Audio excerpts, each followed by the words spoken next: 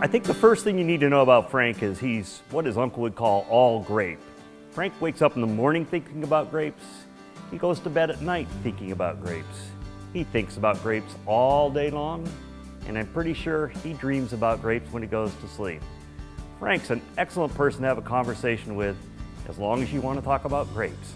Yes, he is very, very passionate. In fact, I was looking for a license plate that said MOG, which is matter other than grape. When you bring grapes into the wineries, you can get docked for MOG. Frank never is, but that's sort of my code to him. MOG Frank, when he's talking and talking and talking about grapes. He really desires people to spread his knowledge, and will often sit down with you and talk about farming truly from the heart. It's not this abstract concept for him that exists solely in books, or it's not just this daily trudge out to the vineyards.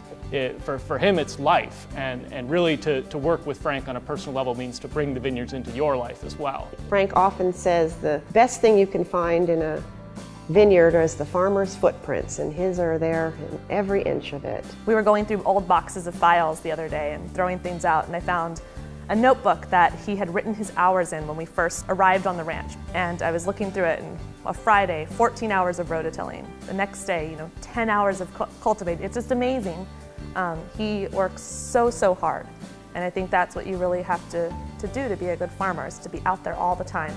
And that also shows his meticulousness with which he approaches the vines. It's not this haphazard, well, let's just go out there and see what happens. It's tracking what's going on with the vines, being out there every single day and knowing exactly what's happening all the time. And when I think of Frank, there are two traits that come to mind. There's kindness, and there's something I would call belief or conviction. Kindness, he and Beth just took me in immediately and really helped me along when I was the new kid on the block. And also as the new kid on the block, he believed in me and believed in the Napa Valley Grapegrowers and knew there was a future for growth and for increased sustainability and for better programs for our members. He stood in the midst of industry folks from around the California wine industry and was often on the losing end of votes about different things, and he didn't care. He made sure that he voted his conscience, and it didn't matter whether he was the sole vote being cast against whatever it was. Frank introduced to us the technique of dry farming, and so and even though I had grown up around this, it was the first time I understood that dry farming is more than just not irrigating. Often people talk about organic farming and dry farming as if they're these revolutionary or completely radical concepts. But one of the most wonderful things about Frank is that for him, this is just good farming. It's a part of his natural respect for the vines. I think a lot of people think that my father is all about dry farming or all about organics, but what he truly is all about is results. He learned to love the land from his Uncle Roy. When Roy taught him how to farm that particular piece of land,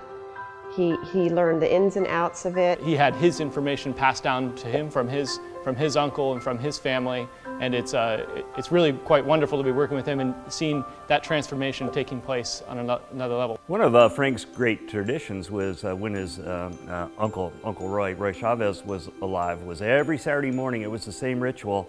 They would have breakfast and then they would go and look at all the vineyards.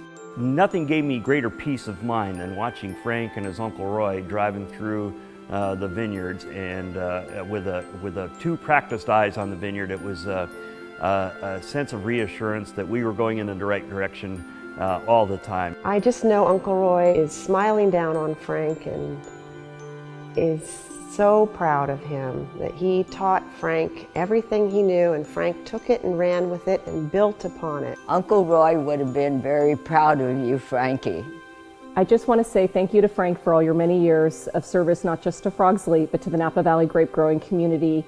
I have learned a tremendous amount from you over the years, and I look forward to continuing to tromp through the vineyards with you for many years to come. And also I want to say thank you so much because he has a good relation with the field crew. Martin, Freddie, Gavi, and all the guys. I'm very proud to be work closer to Frank, even me too. I'm proud and honored to consider Frank my friend, and Frank personally Congratulations on being selected Grower of the Year. You deserve it, buddy. He's out in the vineyard working all the time. He's continually raising the bar on quality. And I just couldn't be happier than to raise my glass tonight to Frank. You have been fundamental to our success here and fundamental to the style of wine that I believe is part of what makes us the winery we are today. Thank you. You're a great grape grower. You really, really deserve this award. I'd just like to say congratulations, Frank. I am so very, very proud of you. Dad, I am so proud of you for everything you've done. Thank you for being not only an incredible father, but an incredible mentor. I am truly blessed to be able to work with you every day.